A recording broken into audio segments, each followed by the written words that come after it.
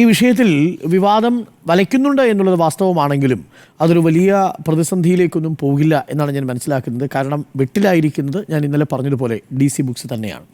കാര്യം ഈ വിഷയത്തിൽ DC ബുക്സിൻ്റെ ഒരു ഔദ്യോഗിക വിശദീകരണം DC ബുക്സിന് നൽകാൻ കഴിയാത്തൊരു സാഹചര്യമുണ്ട്. അതിൽ രണ്ട് വസ്തുതകൾ ഞാൻ പ്രേക്ഷകരെ അറിയിക്കാം. ഒന്ന്, EP ജയരാജൻ DC ബുക്സുമായി ഒരു കരാറിലും രേഖാമൂലം ഒപ്പിട്ടിട്ടില്ല.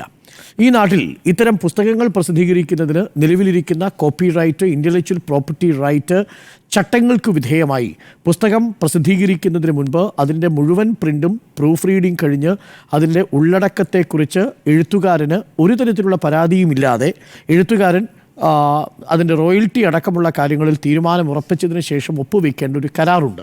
ആ കരാറിന് ശേഷം മാത്രമാണ് ഒരു പുസ്തകം പ്രകാശിതമാകുന്നത്. ആ പുസ്തകം പ്രകാശിപ്പിക്കുന്നതാവട്ടെ എഴുത്തുകാരൻ്റെ സാന്നിധ്യത്തിലാകണം. മിക്കവാറും അത് ചെയ്യുക. ചിലപ്പോൾ എഴുത്തുകാരൻ്റെ സാന്നിധ്യമില്ലെങ്കിൽ പോലും അദ്ദേഹത്തിന് അറിവോടുകൂടി തന്നെ ആയിരിക്കണം. ഇവിടെ DC ബുക്സ് ഇത് രണ്ടും പാലിച്ചിട്ടില്ല. ഒന്ന്, ഒരു എഴുതപ്പെട്ട ഒരു റെക്കോർഡിക്കലായ ഒരു ഡോക്യുമെൻറ്റ് DC ബുക്സിൻ്റെ കയ്യിലില്ല. That's A fact. നമ്പർ 2, അങ്ങനെയാണെങ്കിൽ പിന്നെ എങ്ങനെയാണ് DC ബുക്സിന് ഈ പുസ്തകത്തിൻ്റെ ഈ പകർപ്പ് കിട്ടിയിട്ടുണ്ടാവുക? ഞാൻ മനസ്സിലാക്കുന്നത് DC ബുക്സ് ഇത് ഇൻഫോർമലായൊരു കമ്മ്യൂണിക്കേഷനാണ് രവി DC നടത്തിയിരിക്കുന്നത്. അതിൽ ഏറിയ പങ്കും കമ്മ്യൂണിക്കേഷൻ നടത്തിയിരിക്കുന്നത് നേരത്തെ സ്മൃതി സൂചിപ്പിച്ച ദേശാഭിമാനിയിലുള്ള കമ്മ്യൂണിസ്റ്റ് പാർട്ടി അംഗം കൂടിയായ ഒരു ലേഖകനാണ്, ഒരു പത്രപ്രവർത്തകനാണ്. ആ മുതിർന്ന പത്രപ്രവർത്തകനാണ് ഇദ്ദേഹത്തെ ഇതെഴുതാൻ സഹായിച്ചിരിക്കുന്നത്. എന്നാൽ ആ എഴുതാൻ സഹായിച്ചത് ഒരു കുറ്റകൃത്യമല്ല. എഴുതിയിരിക്കുന്ന കാര്യങ്ങളിൽ പലതും നേരത്തെ ഞാൻ ഇന്നലെ ചർച്ചയിൽ സൂചിപ്പിച്ചതുപോലെ പല ഘട്ടങ്ങളിലും എഴുത്തുകാരന് കൂട്ടിച്ചേർക്കാനും ഒഴിവാക്കാനും സാധിക്കുന്നതാണ്. അന്തിമമായി അത് ഏതൊക്കെ പ്രസിദ്ധീകരിക്കണമെന്ന് തീരുമാനിക്കാനുള്ള സമ്പൂർണ്ണമായ അവകാശവും ആ എഴുത്തുകാരനിൽ നിക്ഷിപ്തമാണ്. അത് അദ്ദേഹത്തിൻ്റെ സ്വകാര്യ പ്രോപ്പർട്ടിയാണ്. അതുകൊണ്ട് ഈ EP ജയരാജൻ ഇതുവരെ എഴുതിയ 181 പേജുകളിലുള്ള ഭാഗങ്ങൾ DCക്ക് പ്രസിദ്ധീകരിക്കാൻ അനുവാദം കൊടുക്കുന്നതിന് മുമ്പ് അത് പബ്ലിക് ഡൊമൈനിലെത്തിയാൽ അതിൻ്റെ ഉത്തരവാദിത്വം EP ജയരാജനല്ല. EP ജയരാജന് വേണ്ടി അത് എഴുതിയ ഈ മാധ്യമപ്രവർത്തകനുമല്ല. പാർട്ടിയുടെ കാര്യത്തിൽ പാർട്ടിക്ക് ഏതെങ്കിലും തരത്തിലൊരു ആത്മകഥ എഴുതുന്നതിനോ ഏതെങ്കിലും ഒരു ചെറുകഥ എഴുതുന്നതിനോ പാർട്ടിയോട് മുൻകൂർ അനുവാദം വാങ്ങേണ്ടതില്ല. പക്ഷേ അത് എഴുതി പൂർത്തിയായി കഴിഞ്ഞാൽ പ്രസാധനത്തിന് പോകുന്നതിന് മുൻപ് പാർട്ടിയിൽ ഏതു ഘടകത്തിലാണോ നിങ്ങൾ അംഗമായിരിക്കുന്നത് ആ ഘടകത്തെ മുൻകൂട്ടി അറിയിച്ചിരിക്കണം. വേണ്ടി വന്നാൽ നിങ്ങൾക്ക് ഒരു പകർപ്പ് കൂടി കൊടുത്താൽ അത്രയും സൗകര്യം. അതാണ് പാർട്ടിയിലെ ചട്ടം. അതല്ലാതെ മറ്റു പാർട്ടി നിയന്ത്രണങ്ങളൊന്നുമില്ല. ഇവിടെ നിലവിൽ അത് പ്രകാശനം ചെയ്യാനുള്ള ഔദ്യോഗികമായ അറിയിപ്പ് EPക്ക് ലഭിച്ചിട്ടില്ല. നമ്പർ 2, ഇതുമായി ബന്ധപ്പെട്ടുകൊണ്ട് ഇൻവിറ്റേഷൻ കിട്ടിയിട്ടില്ല.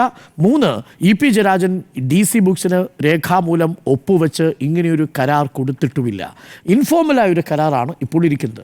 അങ്ങനെയൊക്കെ സംഭവിക്കാറുണ്ടായിരിക്കും. ഇതിപ്പോൾ വിവാദമായത് അല്ല, സാധാരണ സംഭവിക്കുന്നതിന് തൊട്ട് മുമ്പ് ഒരു കരാർ നിങ്ങൾ ഒപ്പിടും. കാര്യം ഇത് വിവാദമായാലും അതിൻ്റെ റോയൽറ്റി അടക്കമുള്ള കാര്യങ്ങളിലും ആ തീയതി വെച്ച് ഒപ്പിടുന്നത് വളരെ പ്രധാനപ്പെട്ടതാണ്. ഇത് സ്മൃതി തിരഞ്ഞെടുപ്പിൻ്റെ വേളയിൽ പ്രസിദ്ധീകരിക്കാൻ വേണ്ടി EP ഉദ്ദേശിച്ചതോ DC പോലും ഉദ്ദേശിച്ചതല്ല. പക്ഷേ എന്നെ കുഴയ്ക്കുന്ന 2 ചോദ്യങ്ങൾ. DC ബുക്സ് കേവലം വാണിജ്യ താല്പര്യം മുൻനിർത്തി മാത്രമാണ് ഇത് തെരഞ്ഞെടുപ്പിൻ്റെ ദിവസം പുറത്തു വിട്ടിരിക്കുന്നതെങ്കിൽ ഞാൻ ഉറപ്പായും വിശ്വസിക്കുന്നു, 100% ഞാൻ വിശ്വസിക്കുന്നു, ഈ കോപ്പി പുറത്തു വന്നിരിക്കുന്നത് DC ബുക്സിൽ നിന്നാണ്. വൈ അങ്ങനെ വിശ്വസിക്കാനുള്ള കാരണം? ഒന്ന്, ഈ പ്രതി പോയിരിക്കുന്നത് DCയുടെ ഫോണ്ടിലാണ്, DCയുടെ ഫോർമാറ്റിലാണ്. DCയുടെ ഫോണ്ടും DCയുടെ അലൈൻമെൻറ്റും വളരെ വ്യക്തമായി ഈ ഫോർമാറ്റിൽ കാണാം. പക്ഷെ അങ്ങനെയാണെങ്കിൽ ഈ DC ഇതിൻ്റെ പ്രകാശന കർമ്മം ഇന്നലെ, അതായത് തിരഞ്ഞെടുപ്പ് നടക്കുന്ന ദിവസം ഏകദേശം 10:30 സ്റ്റോറികളിൽ ഇത് ലഭ്യമാക്കണമെന്നൊരു നിർദ്ദേശം കൊടുത്തിട്ടുണ്ട്. ആ നിർദ്ദേശമാണ് പിൻവലിച്ചിരിക്കുന്നത്. എഴുത്തുകാരൻ അറിയാതെ തൻ്റെ കോപ്പി എങ്ങനെയാണ് സ്റ്റോറികളിൽ പ്രസിദ്ധീകരിക്കുക? അങ്ങനെയാണോ സാധാരണ DC ബുക്സ് പ്രകാശനം ചെയ്യാറുള്ളത്? അങ്ങനെ ചെയ്യാറില്ല. അവിടെയാണ് ഇതിൻ്റെ വാണിജ്യ താല്പര്യം ഉണ്ടാകുന്നത്. കാരണം അത് പുറത്തു വന്നാൽ, ഒരു കോപ്പിയെങ്കിലും പുറത്തു വന്നാൽ സ്വാഭാവികമായും ഏറ്റവും കൂടുതൽ ചർച്ച ചെയ്യുന്ന 3 കാര്യങ്ങളുണ്ട്. ഒന്ന്, പീസറിൻ്റെ സ്ഥാനാർത്ഥിത്വം. ഇതൊരു വയ്യാവേലിയാണ്, ഇതൊരു മറുകണ്ഠം ചാടലാണ്. അവസരവാദ രാഷ്ട്രീയത്തിൽ ഉദുമയിൽ കുഞ്ഞിരാമൻ നമ്പ്യാർ എങ്ങനെയാണോ മറുകണ്ഠം ചാടിയത്, സമാനമാണ് പാലക്കാടിൻ്റെ അവസ്ഥ എന്ന് ധ്വനിപ്പിക്കുന്ന പീസറിനെതിരെയുള്ള ഒരു ഭാഗം തീർച്ചയായും പ്രൊജക്റ്റ് ചെയ്യപ്പെടുമെന്നുള്ളതറിയാം. 2, മുഖ്യമന്ത്രി പിണറായി വിജയൻ രണ്ടാം പിണറായി കാലം ദുർബലമായിരുന്നു എന്ന് ജനാഭിപ്രായമുണ്ട്. അത് പാർട്ടി തന്നെ വിലയിരുത്തിയതാണ്. അതിൽ പുതുമയില്ലെങ്കിൽ പോലും അത് EP ജയരാജൻ ഈ ഘട്ടത്തിൽ പറയുന്നത് തന്നെ LDF കൺവീനർ സ്ഥാനത്ത് നിന്ന് മാറ്റിയതിൽ പ്രയാസമുണ്ടെന്നും പാർട്ടി തന്നെ കേട്ടിട്ടില്ല എന്ന് പറഞ്ഞതും, ലോക്സഭയിലേക്ക് സ്ഥാനാർത്ഥിയെ നിർത്തിയതിൽ പാർട്ടി സെക്രട്ടറിമാരെ തന്നെ നിർത്തിയതിൽ പിഴവുകളുണ്ട് എന്ന തരത്തിലുള്ള സൂചനകൾ, ഇതെല്ലാം പിന്നീട് ചർച്ച ചെയ്യപ്പെടും എന്ന് മനസ്സിലാക്കിയിട്ടാവാം. പക്ഷേ ഇത് DC ഇതിൽ കണ്ട വാണിജ്യ താല്പര്യം ഇത് തിരഞ്ഞെടുപ്പ് ദിവസം പുറത്തു വന്നാൽ അതുണ്ടാക്കാവുന്ന ചർച്ച വളരെ പ്രധാനപ്പെട്ടതാണ്. ഒരുപക്ഷെ ഡി സിയും ഇത്ര മാത്രമേ കരുതിയിട്ടുള്ളൂ എന്നെനിക്ക് സംശയമുണ്ട്. അതിനുമപ്പുറം ഡി സിയിലെ രവി ഡി സി അല്ലാതെ മറ്റേത് ഉന്നതനാണ് ഈ 181 പേജുകൾ അടങ്ങിയ ഈ ഭാഗം പുറത്തേക്ക് വിട്ടിരിക്കുന്നത് എന്നതാണ് പ്രധാനപ്പെട്ട ചോദ്യം. ആ ഉന്നതനെക്കുറിച്ച് പലതരത്തിലുള്ള ചർച്ചകൾ മാധ്യമ പ്രവർത്തകർക്കിടയിലുണ്ട്. ആ പേജുകൾ ലീക്ക് ചെയ്തത്, പക്ഷേ പേജുകൾ ലീക്ക് ചെയ്തപ്പോൾ അദ്ദേഹത്തിനൊരു അബദ്ധം സംഭവിച്ചു പോയി. ഇതിലെ വിവാദമാവുന്ന പേജുകൾ ലീക്ക് ചെയ്യുന്നതിന് പകരം കൊടുത്തതിനകത്ത് സമ്പൂർണ്ണമായിട്ട് PDF-ൻ്റെ ലിസ്റ്റ് സോഫ്റ്റ് കോപ്പി ലീക്ക് ചെയ്യപ്പെട്ടു. അതാണ് അത്ര ഉദ്ദേശിച്ചിരുന്നില്ല. അതായത് 4 or 5 പേജുകൾ മാത്രം ലീക്ക് ചെയ്യാൻ ഉദ്ദേശിച്ചിടത്ത് നിന്ന് ഡി സിയുടെ പക്കലിൽ നിന്ന് ആ പേജ് പൂർണ്ണമായിട്ടും ലീക്ക് ചെയ്യപ്പെട്ടിരിക്കുന്നു എന്നാണ് ഞാൻ മനസ്സിലാക്കുന്നത്. ഇനി ഡി സിക്ക് ചെയ്യാൻ കഴിയുന്ന കാര്യം ഈ EP-യുടെ ലേഖകൻ്റെ അഥവാ EP-ക്ക് വേണ്ടി ആത്മകഥ പരിഭാഷപ്പെടുത്തുകയോ ആത്മകഥ പ്രിന്റ് ചെയ്യുകയോ ടൈപ്പ് ചെയ്യുകയോ ചെയ്ത ഈ ദേശാഭിമാനിയിലെ മുതിർന്ന പത്രപ്രവർത്തകൻ്റെ ഇമെയിലിൽ നിന്ന് ഈ ഡി സിക്ക് അയച്ചിരിക്കുന്ന ഈ ഭാഗങ്ങൾ അതൊരു സ്ക്രീൻഷോട്ട് എടുത്ത് പുറത്തയക്കാം.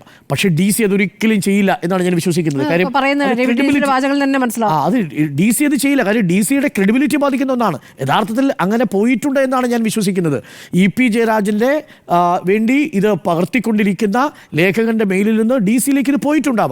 അങ്ങനെ പോയത് ഇനി ഡി സിക്ക് പങ്കുവെക്കാൻ കഴിയില്ല. അടിസ്ഥാനമായി അത് എഴുതിയിട്ടുണ്ടെങ്കിലും അത് പകർപ്പ് കൊടുത്തിട്ടുണ്ടെങ്കിലും അത് പ്രസിദ്ധീകരിക്കാൻ അന്തിമാനുമതി നൽകാത്തിടത്തോളം കാലം ആ പകർപ്പിൽ എന്തും കൂട്ടിച്ചേർക്കാനും ഒഴിവാക്കാനുമുള്ള അവകാശം EP ജയരാജൻ്റേതാണ്.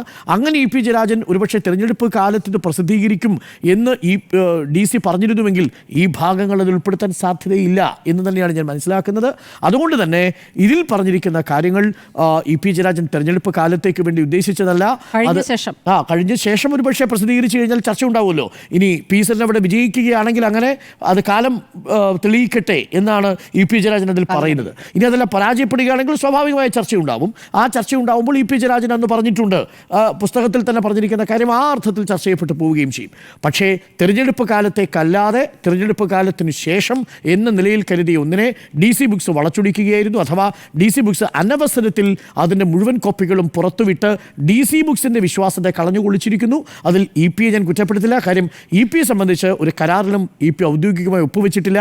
ഔദ്യോഗികമായി അന്തിമമായി പ്രസിദ്ധീകരിക്കാൻ അനുമതി കൊടുക്കാത്ത ഒരു ഡോക്യുമെൻറ്റിൻ്റെ പുറത്തും EP ഒരാളുടെ മുന്നിലും മറുപടി പറയേണ്ടതില്ല. നാളെ EP ഇതുതന്നെ പാർട്ടിയുടെ സംസ്ഥാന സെക്രട്ടേറിയറ്റിൽ വിശദീകരിക്കും. അതിന് പാർട്ടി ഇത് വിശ്വസിക്കേണ്ടി വരും. കാര്യം രേഖാമൂലം DC മറിച്ചൊരു രേഖ കാണിക്കാത്ത പക്ഷം EP സേഫാണ്. പക്ഷെ പാർട്ടി അത്ര സേഫല്ല. കാര്യം വന്നിരിക്കുന്ന വിവാദങ്ങൾ പലതരത്തിൽ പാലക്കാട് മണ്ഡലത്തിൽ ചർച്ച ചെയ്യപ്പെടുന്നുണ്ട്. EP-യുടേത് എന്ന നിലയിൽ അത് പലരുടെയും മൊബൈൽ വാട്സപ്പുകളിലേക്ക് കമ്മ്യൂണിക്കേറ്റ് ചെയ്യപ്പെടും. അങ്ങനെ വരുമ്പോൾ അത് PSNനെ സംബന്ധിച്ചിടത്തോളം അത് വലയ്ക്കുന്ന ഒരു വിവാദമായി മാറുകയും ചെയ്യും. പക്ഷേ വിട്ടിലായിരിക്കുന്നത് DC ആണ് എന്ന് തന്നെയാണ് എൻ്റെ പക്ഷം.